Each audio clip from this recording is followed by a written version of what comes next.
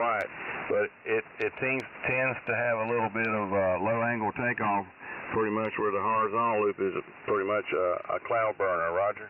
Yeah, I wished I could put up a horizontal loop, but I don't have no property up here. Hell, I only got just a touch over a quarter acre or something like that. And so I got one big old tree up here that's this inverted V's up there.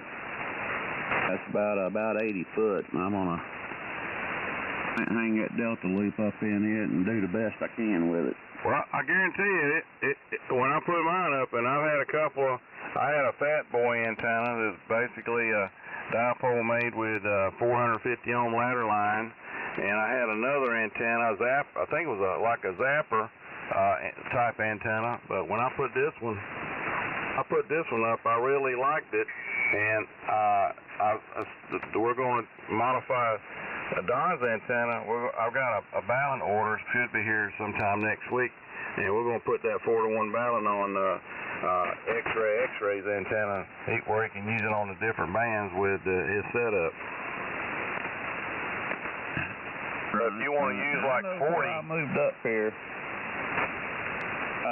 That other place, I had the actual cloud warmer there, flat top dipole, and dropped down, I don't know, 30-some feet below it and put a reflector under it.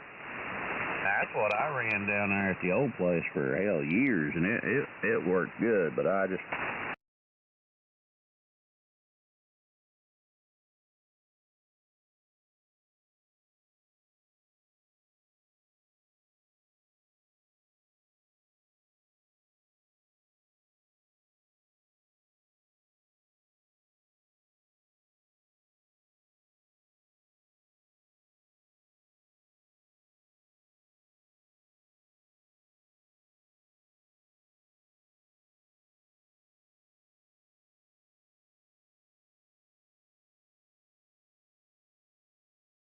Putting out more than the loop was. I guess the loop's better for distance, and dipole's better for 400 or 500 miles.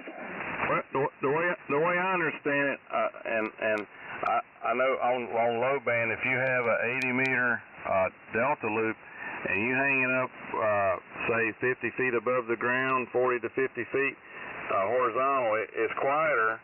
But it gives you, it's pretty much a cloud burner, but if you use it on vertical, you hang it vertically, either feed it at the apex at the top or at the bottom, it's got a little bit of the lower angle takeoff, so you can work a little bit more DX, and you can hear stations further out than you can with a horizontal loop.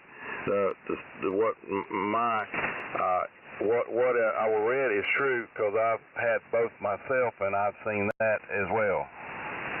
Well, I broke the bank. I decided to get another automatic tuner, and I've been wanting to try that Mercury ATS, and they're always out of stock. And the other day they just had a few in, and I managed to get one. Well, that's cool. Good deal. Yeah. That's what we were going to do with Don's. Don wanted to work 40 meters, even though he's got a 40-meter dipole. I told him I said my antenna, I use mine on this one about 90% of the time, and I've been pretty happy because I can receive fairly well, and it works pretty good on 40 too.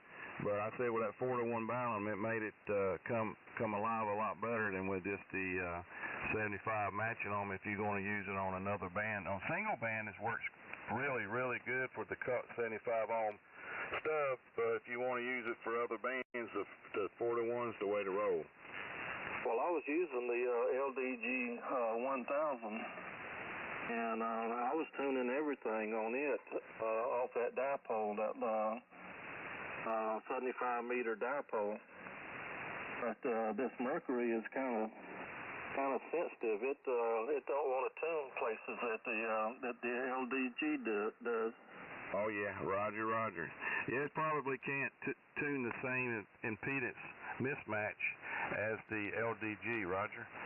Well, I got the Mercury 3, and I've been wanting the ATS, the automatic tuner to go with it, and I finally got it, and I don't know if I did good by swapping, or should have stayed with the LDG. Roger.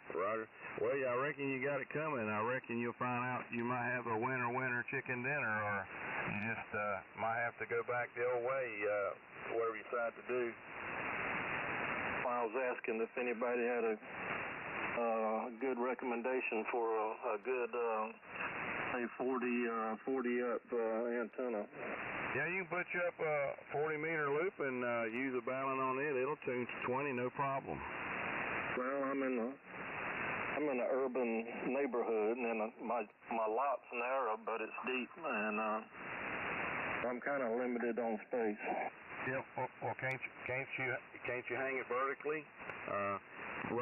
Just get you a 4-to-1 balun, hang it from the top limb, and as long as it's at least the bottom is 10 foot off the ground, you can attach it to a tree or put you like a 4x4 up in the yard or tie it off to a stake or something. It'll work fairly well. I bet it'll work as good or better than what you have. Okay. If you got room to hang a 80, if you lost deep enough, you could do an 80, but 40 you'll tune right on up to 6 meters with the 4-to-1. Now, my tower's on the back of the yard, and then back there where it's at, the neighbors' trees have started encroaching over on my property and making it kind of limited up there what I put on the tower now. Right, I got you. But anyway, it was great to hear you, and I enjoyed talking to everybody and meeting some new folks. Well, it's good to have you, Jimmy. Come on down anytime, man. It's always a pleasure. If you hear us there, get us or anyone in here, just give us a holler. There's a ton of folks in here, and it's pretty much busy most of the time, 7 days a week there. Yeah, I think except Monday night, they've got the QCWA net at 7:30 to 8 o'clock sometimes. So other than that, it's pretty much open. All right, take care, man. Good luck on your antenna project, and come on back, KN4 Zigzag. All right, good evening, 73, WB4 GSB. Good to meet you, Jimmy. Come on back there from Justin there, W4JNK. See you later, Jimmy. Sounding good over here where I'm at, NC4XX.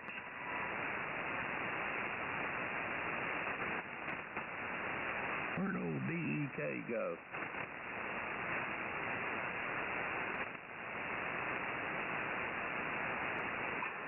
Where'd you go, DEK Technologies?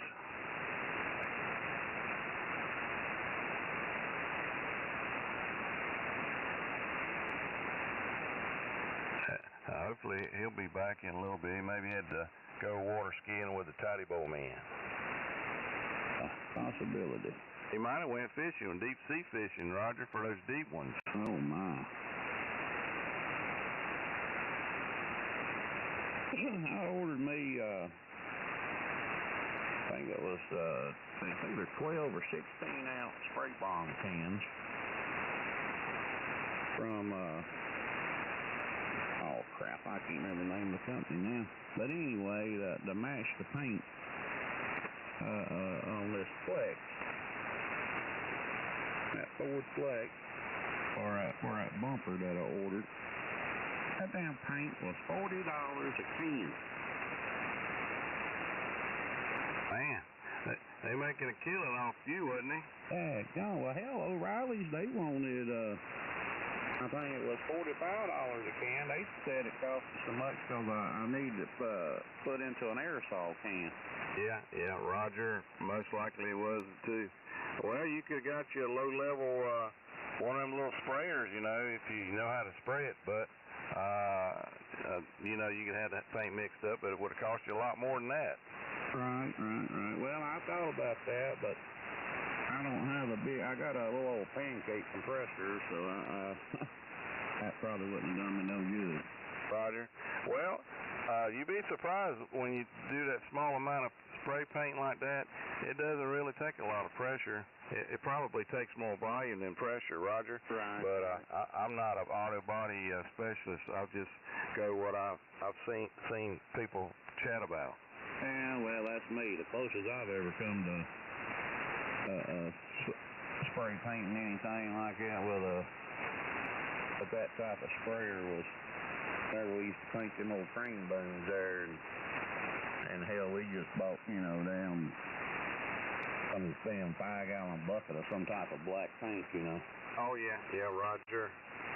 Yeah, you didn't really care if paint, because it's gonna get messed up anyway working on the job site, right? Oh yeah, that's right. We just sanded it down and got the inspector out there, and he okayed it and stamped it, and we throwed a layer of paint on her and sent her on down the road. Roger, yep, that's about it.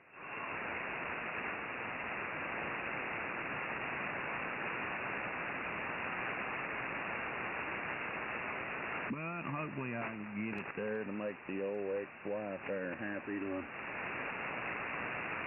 get my pick-em-up truck back. And well, that's good.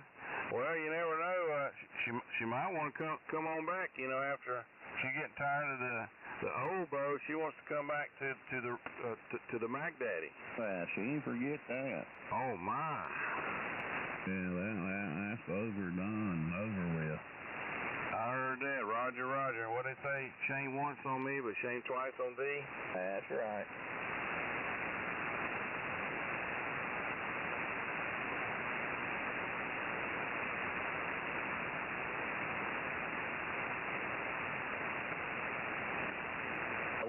When you headed back down towards Supply there, ain't that where your daughter lives at now? Yeah, that's where she's at. She come up this weekend. She's up here for Easter. I think she'll be up here most of next month, because I think there's a bunch of birthdays, but I think the wife's going down there next weekend. I might sneak down there Saturday. I can't talk too loud. I like to surprise them, Roger. Right.